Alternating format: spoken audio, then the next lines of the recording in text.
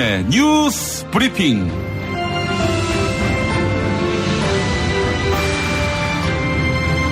(2017년 12월 18일) 월요일 아침 김용민의 뉴스 브리핑 문을 열었습니다.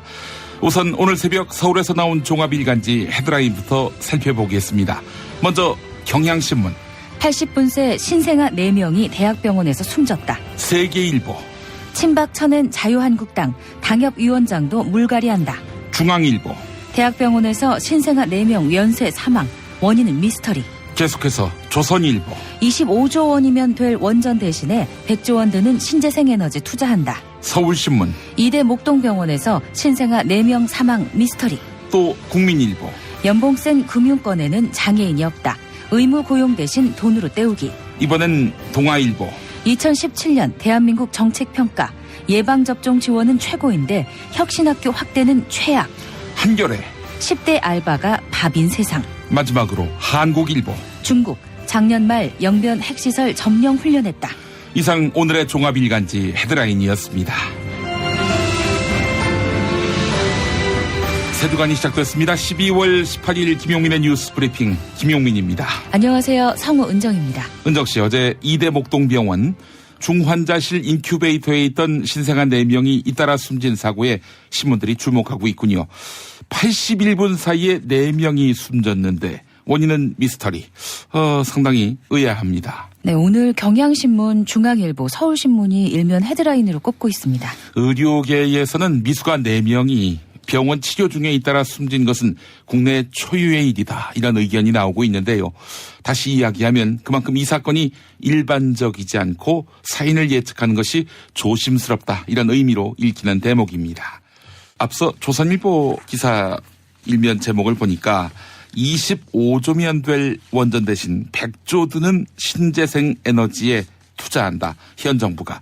이런 기사가 눈에 띄는데 애청자 여러분은 어떠십니까? 안전성이 담보되는 신재생 에너지 4배가 들더라도 이게 나은지, 아니면 4분의 1 규모에 해당하는 원전 개발이 더 나은지, 여러분의 의견 듣고 싶습니다. 김용민의 뉴스 브리핑 문자 의견 참여 방법은 샵1035, 단문 50원, 장문 100원이고요. SBS 고릴라는 무료입니다. 월요일 아침부터 곳곳에 하얀 눈이 내려서 쌓이고 있습니다. 현재 중부지방에 약하게 눈이 내리고 있는데 눈구름이 내륙으로 유입되면서 눈발이 점차 굵어질 것으로 보인다는 그런 예측이 나왔습니다. 자세한 오늘의 기상청에 나가 있는 백혜영 리포터가 전해드립니다. 네, 월요일 출근길 평소보다 더 일찍 준비하셔야겠습니다. 현재 서울과 인천, 수원을 비롯해 중부지방을 중심으로 눈이 내리고 있는데요. 오늘 밤까지는 강원 영서에 최고 7cm, 경기 동부에는 2에서 5cm, 서울과 경기 서부, 충북 북부에는 1에서 3cm의 눈이 내려 쌓이는 곳이 있겠습니다.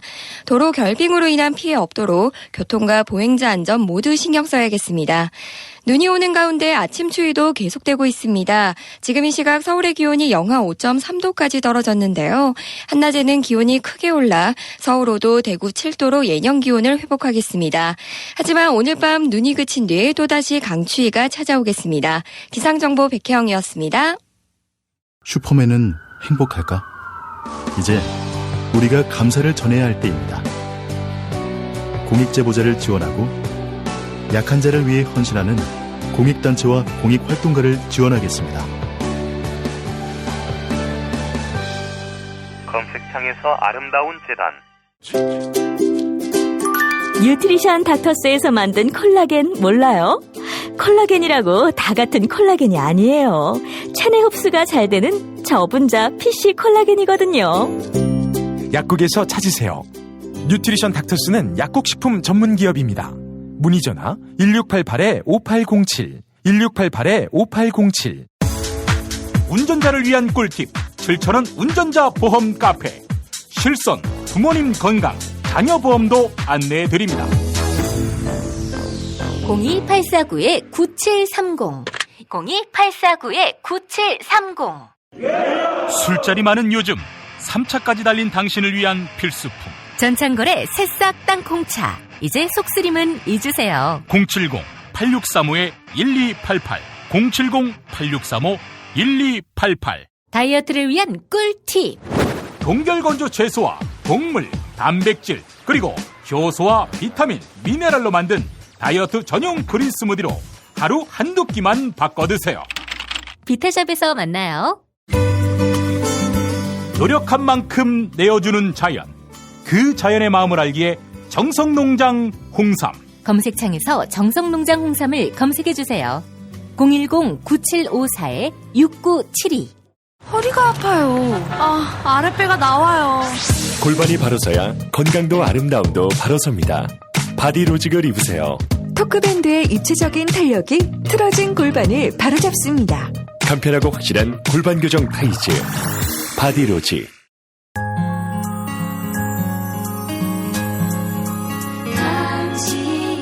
정직한 뉴스 보자관 김용민과 주파수를 맞춘다. 새로운 아침 특별한 선택 김용민의 뉴스 브리핑. 김용민의 뉴스 브리핑. 중국이 지난해 말 북한 영변의 핵시설을 점령하는 대규모 군사훈련을 실시한 것으로 파악됐습니다. 북한의 급변 사태에 대비한 군사훈련이었습니다. 훈련에 동원된 인원은 대략 10만 명 정도로 추산이 되는데요. 군사당국 관계자는 중국군이 영변 핵시설을 대상으로 점령 훈련에 나선 것은 전례가 없는 일이다. 이렇게 설명했습니다. 한편 이에 맞서 지난해 말 한국과 미국은 대책회의를 열었던 것으로 전해졌는데요. 유사시 중국보다 먼저 북한의 핵무기를 선점하기 위해 미국은 북한의 플루토늄을, 고농축 우라늄은 한국이 처리한다. 이런 방안을 논의한 것으로 알려졌습니다. 한국일보 보도였습니다. 문재인 대통령이 중국 국빈 방문을 마치고 지난 토요일 귀국했는데요. 한겨레는 문재인 대통령의 중국 방문을 두고 의전보다는 관계 복원이라는 실리를 챙겼다. 이렇게 평가했습니다. 문재인 대통령의 이번 방중은 사드 갈등으로 최악에 이른 한국과 중국의 관계를 정상 궤도로 끌어올리는 과정이었는데요. 문재인 대통령은 경제 분야에 가해졌던 중국 쪽의 사드 보복을 철회시키고 북한 핵에 대한 대응에서도 평화적 해결 원칙을 재확인하는 성과를 거두었습니다. 더불어민주당 송영길 의원은 한국과 중국의 지도자들이 핫라인을 설치하고 신뢰 관계를 회복한 것이 가장 큰 성과다. 이렇게 분석했습니다. 송영길 의원은 문재인 대통령의 중국 방문에 동행해 대통령을 수행했죠. 송영길 의원이 CBS 라디오 김현정의 뉴스쇼에 출연해 현지 반응을 전했습니다. 들어보시죠. 최대 성과는 양 지도자가 한 라인을 설치하고 신뢰 관계를 회복했다는 것이고 두 분이 만났다는 것 자체가 한중 관계에 큰 영향을 미치는 거죠. 제가 환영 행사 때 제 옆에 앉아있던 이 중국에 사업하시는 기업인들이 울려 그러더라고요. 대통령이 너무 감사하다고. 자기들은 하루하루 피말리는 시간을 지금 견디고 있는데 대통령께서 이렇게 연내에 이 정상회담을 성공시켜서 와주신 것 자체가 여기 지금 80만 정도가 살고 있습니다. 우리 조선족 동포 말고 우리 한국인만 한 80만이 중국 영토에서 여러 가지 생업을 하고 계시는데 얼마나 힘들었겠습니까? 그런데 대통령께서 오셔가지고 이렇게 해주니까 모든 게 풀리는 거죠. 문재인 대통령의 중국 방문에서 한국 측은 시진핑 중국 국가주석과 결단하고 리커창 중국 총리와 해결한다. 이런 외교 전략을 펼쳤습니다. 중국의 최고 지도자는 시진핑 주석이지만 문재인 대통령은 시진핑 주석에게 사드 보복을 풀어달라. 이렇게 직접 요구하지 않았습니다. 시진핑 주석과는 큰 틀의 회복 방향을 정하고 경제 정책을 관장하는 2인자 리커창 총리와 구체적인 해결 분야를 모색한 것인데요.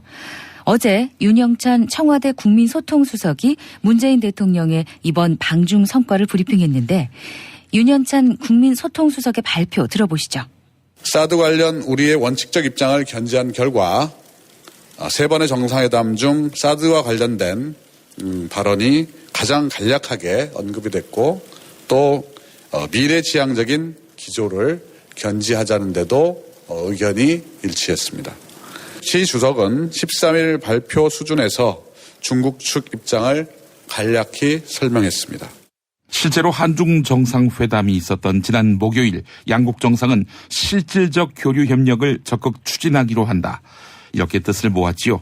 이어 다음 날 문재인 대통령은 리커창 총리를 만나서 사드 보복 해제를 공식 요청했고 이에 리 총리가 화답했습니다.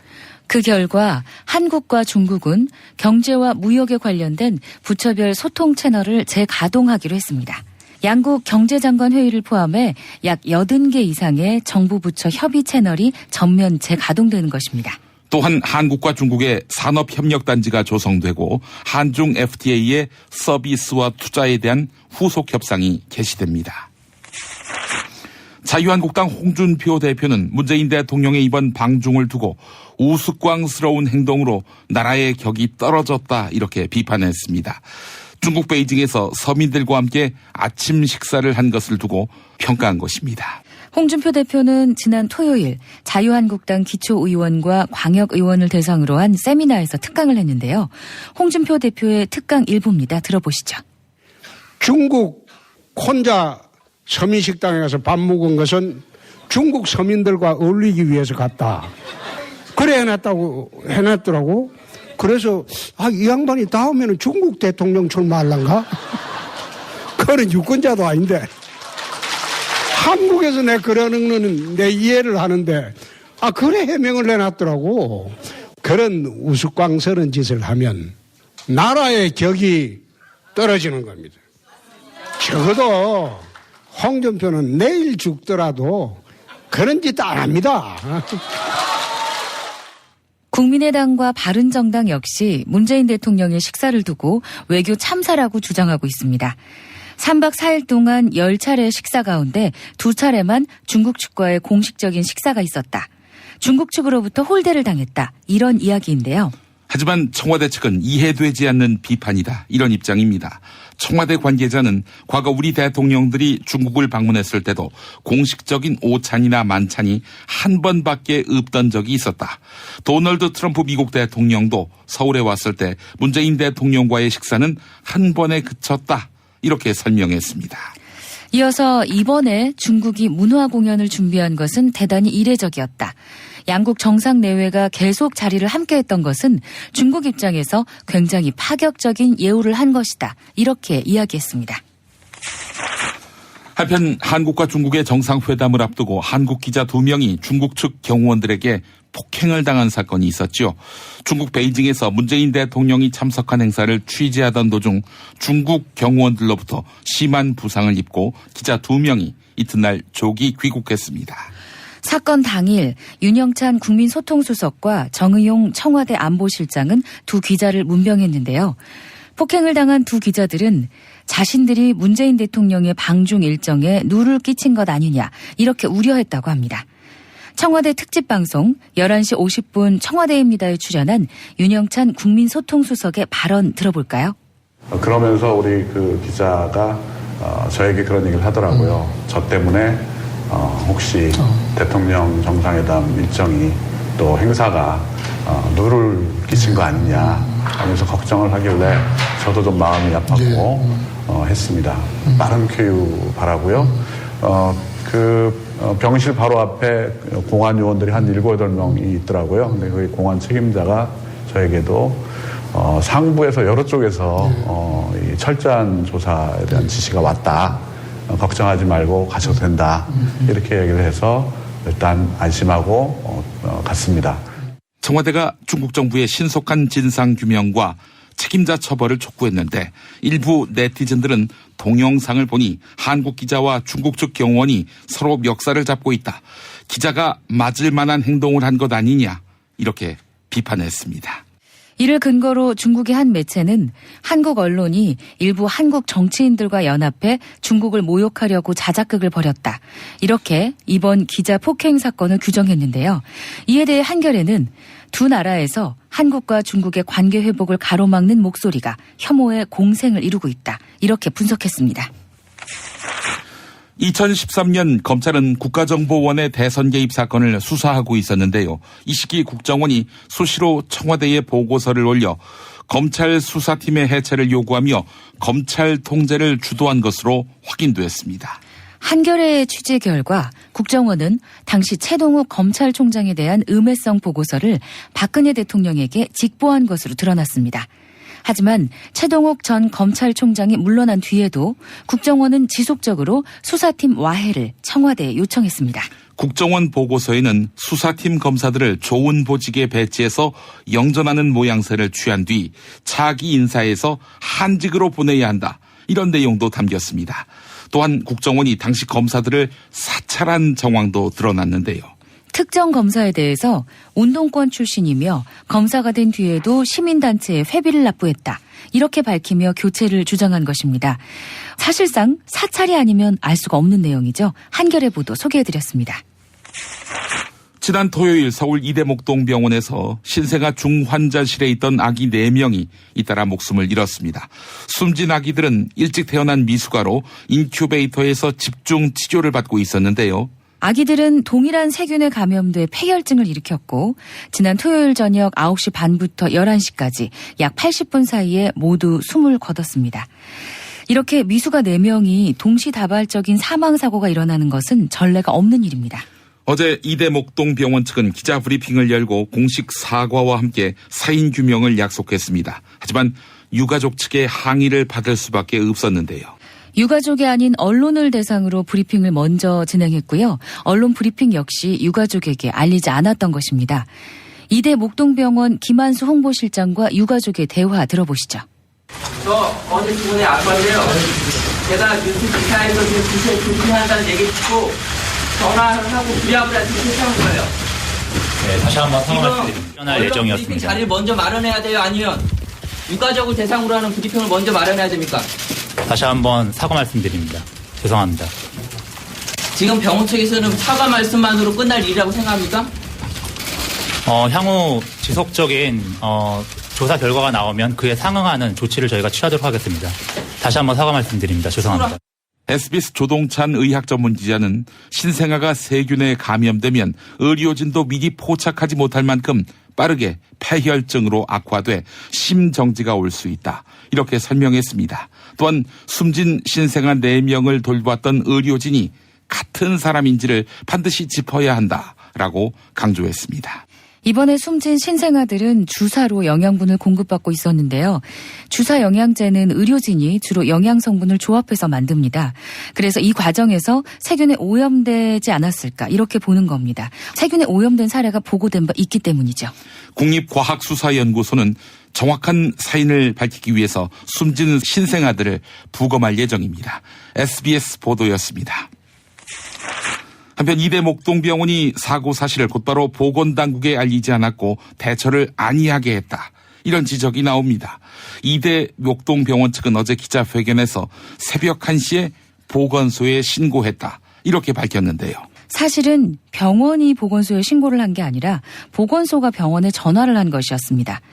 먼저 최초로 112에 신고가 접수된 것은 지난 토요일 밤 11시로 신고자는 숨진 신생아 가운데 한 명의 보호자였습니다. 2시간 뒤인 어제 새벽 1시 양천구 보건소에 전화로 사고 사실을 알린 것도 병원이 아닌 경찰이었습니다. 이에 보건소 측이 병원에 확인 전화를 한 건데요. 그런데 어제 브리핑에서 이대목동병원은 병원 측이 먼저 자진 신고를 한 것처럼 주장한 것입니다. 이상은 한겨레 보도였습니다. 김용민 파일. 한국석유공사는 지난 2009년 10월 캐나다 석유회사 하베스트를 인수했습니다. 이명박 정부가 핵심 정책으로 내걸었던 이른바 자원외교의 일환이었습니다. 애초에 수익성이 없는 회사였다는 사실이 이후 드러났습니다. 당초에 인수 계획이 없던 정유부문 계열사 날까지 사들여 석유공사에 5,500억 원의 손해를 끼친 혐의로 이런 어처구니 없는 투자는 어째서 가능했을까? 지난주 토요일에 올라온 팟캐스트 다스베이다.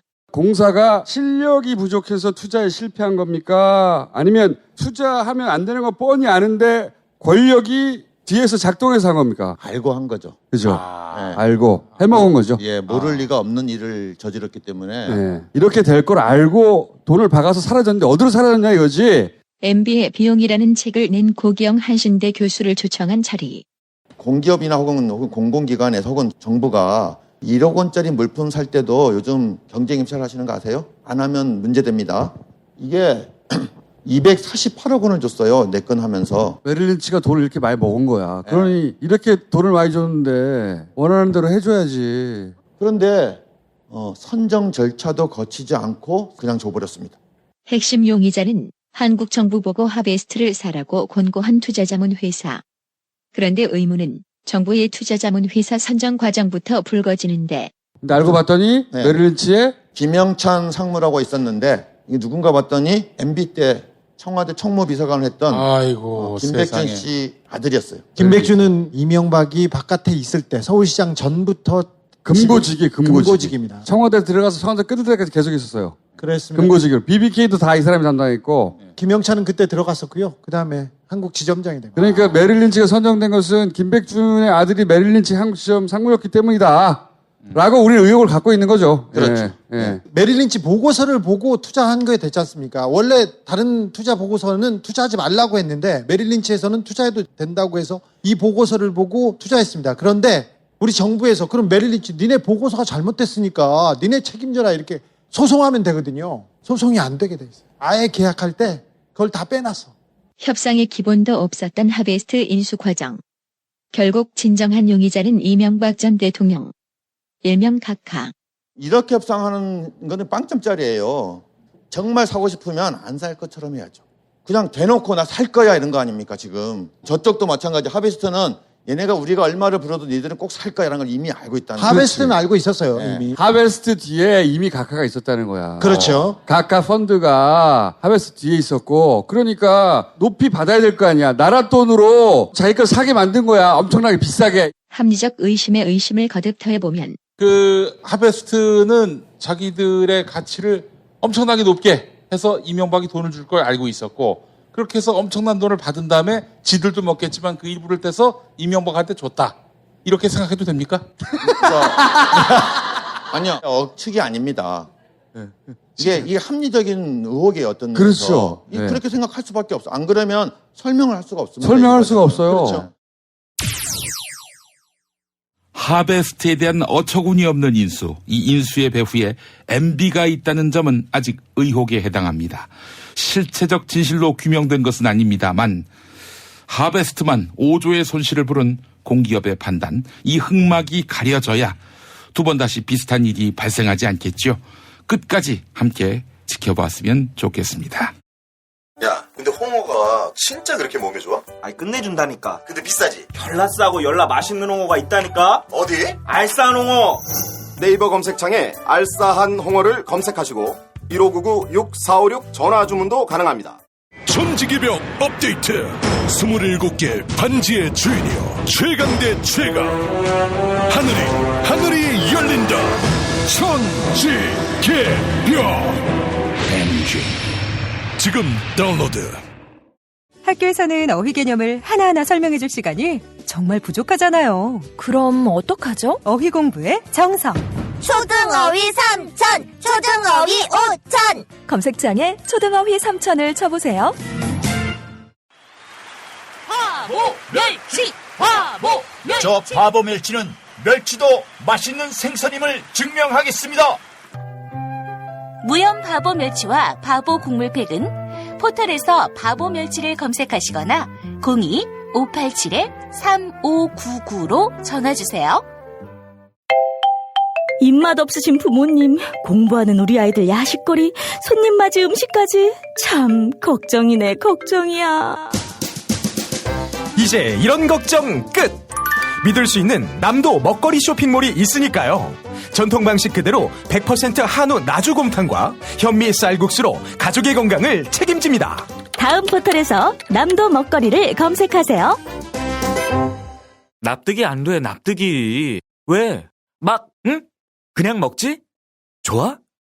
미궁 유산균 사랑! 빵빵한 너에게, 민감한 너에게, 매일매일 너에게, 약해진 너에게.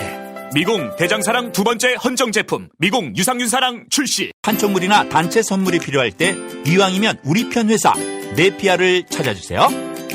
인터넷 검색창에 네피아를 치시거나 032-519-4800으로 전화주시면 친절하게 상담해드립니다. 그런데 상품은 뭔가요? 네피아를 가서 고르세요. 3만 가지가 넘는 물품이 있어요. 술친구 먹으면 술자리에서 완전 날아다니잖아. 음주 생활의 퀄리티가 달라진다니까. 이 연말 회식도 술친구만 있으면 걱정 없어. 연말 회식 절대 강자 술친굼. 술친굼 공식 쇼핑몰 회원만을 위한 추가 증정 이벤트를 확인하세요. 김용민의 뉴스 브리핑, SBS 러브 FM을 통해서 서울 인천 경기 지역에서 103.5, KNN 러브 FM으로는 부산 105.7, 창원 90.9로 함께하고 계십니다. SBS 고릴라를 통해서는 전 세계 어디서든 만나실 수 있겠고요. 방송 나가는 동안 휴대전화 문자로 여러 고견 보내주신 분들 만나보겠습니다. 6464님, 이미 공론화위원회를 통해서 원전과 신재생 에너지 정책에 대한 방향이 정리됐음에도 불구하고 조선일보의 자극적인 뉴스 헤드라인은 대단히 부적절하다고 생각합니다. 0777번 쓰시는 분, 이제 지진 안전지역도 아닌데 원전을 설치하는 것은 어리석은 행동입니다. 현 정부가 옳은 선택을 했다고 생각합니다. 라고 해주셨습니다. 신현호님, 우리에게 후쿠시마 원전 사고가 일어나지 않으리란 보장은 없습니다. 100조든 그 이상이든 더 들더라도 미래의 후손들을 위해 신재생 에너지 개발에 박차를 가해야 할 것입니다. 라고 해주셨습니다. 이정란님, 앞서 홍준표 자유한국당 대표의 발언, 이 발언을 들으시고 서민과 가까이 하는 게 국격을 떨어뜨리는 것은 아니죠. 오히려 홍준표 대표의 생각 없이 내뱉는 말에 국격이 추락하고 있습니다. 라고 질타하셨습니다. 의견 보내주신 분들 감사합니다. 김용민의 뉴스 브리핑 문자 의견 참여 방법은 샵1035 단문 50원 장문 100원이고요. SBS 고릴라는 무료입니다. 언론의 암흑기, 당신의 뉴스 길라잡이, 김용민 브리핑. 생방송 청취 방법은 SBS 애플리케이션 고릴라의 러브 FM, 지상파 FM 라디오로는 서울 인천 경기 103.5, 부산 105.7, 창원 90.9로 함께하실 수 있습니다. 대한민국 최고의 뉴스 전달자 김용민, 그를 월요일부터 금요일까지 아침마다 만나보세요. 자유한국당이 조직혁신 차원에서 당무감사 결과를 내놓았습니다. 현역 의원 4명을 포함해서 약 60명의 당협위원장을 교체하겠다. 예전에 당협위원장은 지구당 위원장을 말했는데요. 이 당협위원장을 교체하겠다라고 발표한 것입니다. 전체 당무감사 대상자 약 200명의 30%에 달하는 대규모인데요.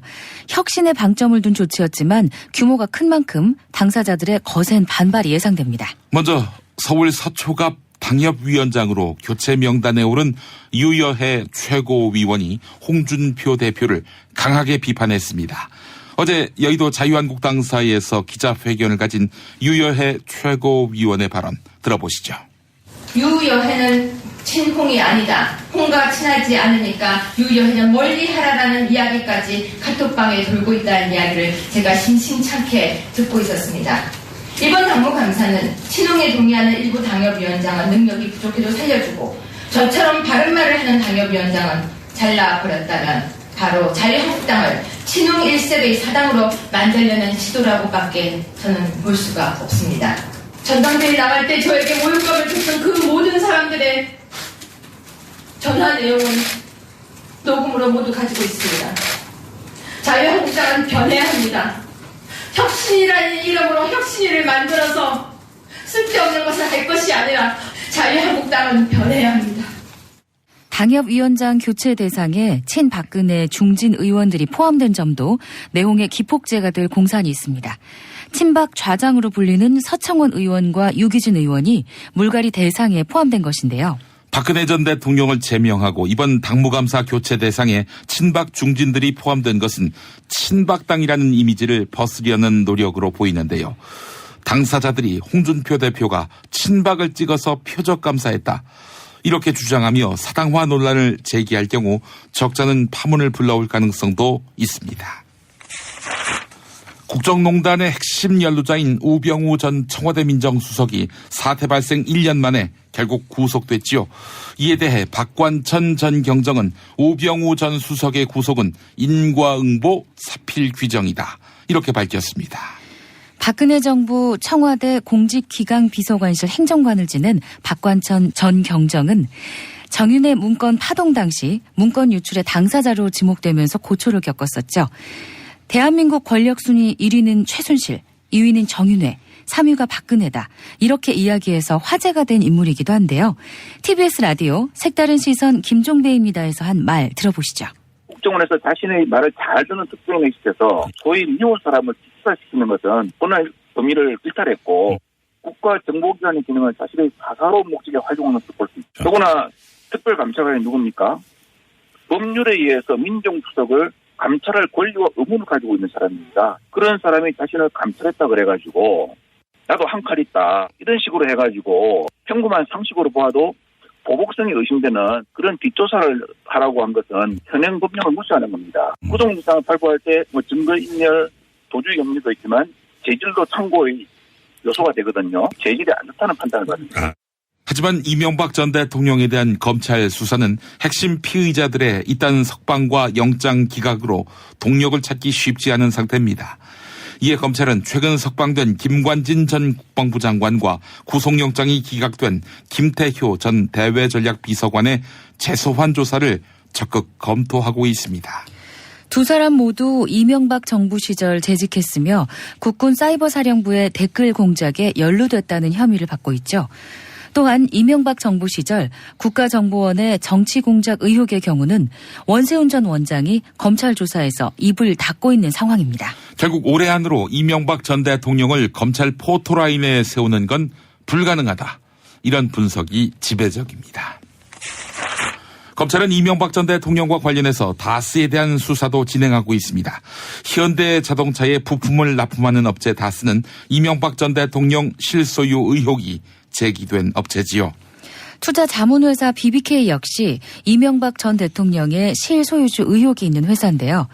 BBK 주가 조작 사건의 피해자인 옵셔널 캐피탈과 김경준 전 BBK 대표 사이에서는 미국에서 소송이 있었습니다. 피해 금액 140억을 김경준 전 BBK 대표로부터 돌려받기 위해 옵셔널 캐피탈 측이 소송을 제기했던 것입니다. 하지만 이명박 전 대통령이 재직 시절 김경준 전 대표를 압박해서 140억을 다스에 돌려주도록 했다. 이런 의혹이 제기된 바 있죠. 그런데 김경준 전 대표의 스위스 계좌에서 140억이 다스로 흘러간 정황이 드러났습니다. 그동안 다스 측은 스위스 검찰이 김경준 전 대표의 계좌에서 140억을 다스로 강제 집행한 것이다. 이렇게 주장해 왔는데요. 스위스 검찰이 강제로 김경준 계좌에서 140억을 다스로 옮겨가도록 만들었다. 이게 사실일까? 옵셔널 캐피탈의 전신 옵셔널 벤처스를 10년 동안 변호해온 메리 리 변호사의 설명은 이렇습니다. 다스 측과 김경준 측이 스위스 검찰을 찾아가서 다스와 김경준 측이 합의했으니 돈을 돌려주어도 된다. 이렇게 이야기하고 스위스 계좌의 동결을 풀었다고 밝힌 것입니다. 스위스 검찰은 여기에 아예 등장하지도 않습니다. 김경준 대표의 계좌를 동결 요청한 것 역시 다스였는데 말이죠. TBS 라디오 김어준의 뉴스공장에 출연한 옵셔널 벤처스의 변호인 메리 리 변호사의 발언 들어보시죠. 결론은 그거예요. 둘이 다스가 문제 걸어놨다가 이제 둘이 합의했다. 그러니까 풀어줘라. 그러니까 두 장 꽝꽝꽝 찍은 거죠. 무슨 판결을 한 게 아니고. 그래서 이제 김경준 씨가 가서 김경준 씨가 했든 에리카 김 씨가 했든 그 계좌를 움직일 수 있는 사람이 가서 그거 갖고 가서 은행한테 이거 보세요. 이거 다 풀어졌습니다. 그리고 해쳐 모여한 거죠. 둘이. 수서 고속철도 SRT 운영사인 SR에 대해 경찰이 수사에 나섰습니다. 직원 특혜 채용 의혹 때문입니다. 코레일의 자회사인 SR은 지난해 두 차례에 걸쳐 신입 직원을 선발했는데요.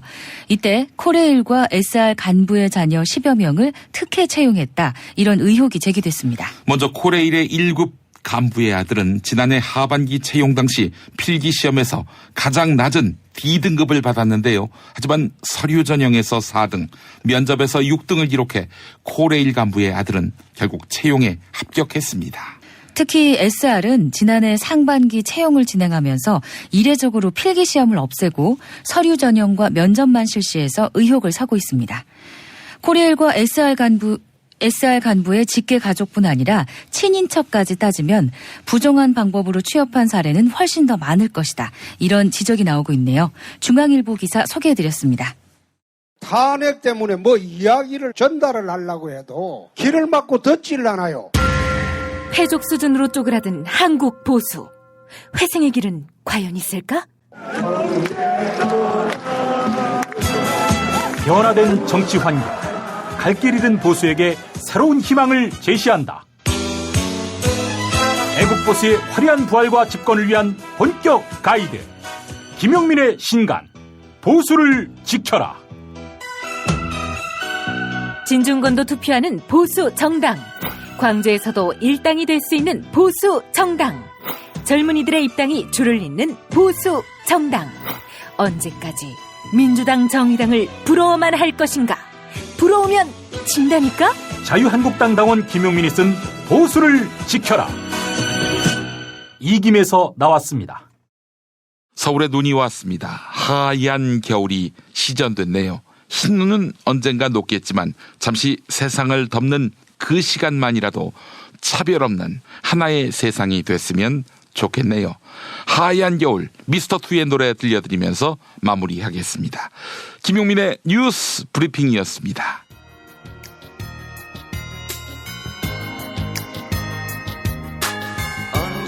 언제부터인지 그댈 멀게 느낀 거 다른 누군가와 함께 있는 거 하얀 눈이 내린 겨울밤에 그의 품에 안긴 모습이 나의 가슴 속에 너무 깊이 남아있기 때문에 힘든 이별이란 말을 전할 수밖에 아무 생각할 수 없어 그저 돌아설 뿐 조금 기다려줘 나를 아직 내겐 너무나 가슴 벅찬 일인걸 다시 사랑할 수 있을 때까지 그날 생각해줘 나를 지난 겨울 어느 날 함께 지내왔던 날들을 그리움의 눈물로 내릴 때까지